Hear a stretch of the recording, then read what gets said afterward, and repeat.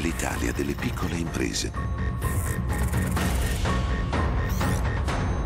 Non spegnete questa luce.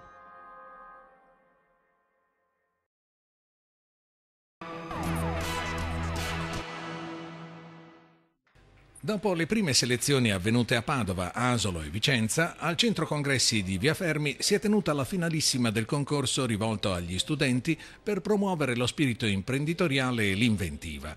Iniziativa realizzata dal gruppo giovani di Confartigianato Veneto con la collaborazione della Regione.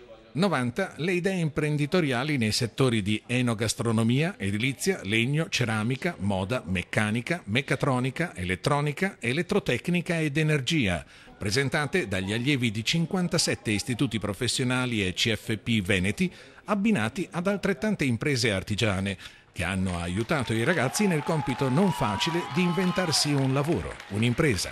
Questo progetto effettivamente ha questo obiettivo di mettere in legame, come è già successo in passato, la formazione, l'aspetto delle scuole con le imprese, però la vera caratteristica di questo progetto sono le idee. Dobbiamo salvaguardare il grande potenziale del Veneto, che è il suo spirito imprenditoriale, è frutto di educazione, è frutto di un sistema favorevole, è frutto del fatto che qui e non altrove è più facile far dialogare scuola e lavoro. Abbiamo imprenditori che vogliono entrare nella scuola, Confartigianato ha dimostrato di voler mettersi a disposizione per questi ragazzi delle scuole della formazione professionale e gli istituti professionali per generare nuove imprese, nuovi imprenditori. Alla giornata conclusiva sono approdati 18 progetti presentati dai loro autori e successivamente vagliati dalla giuria.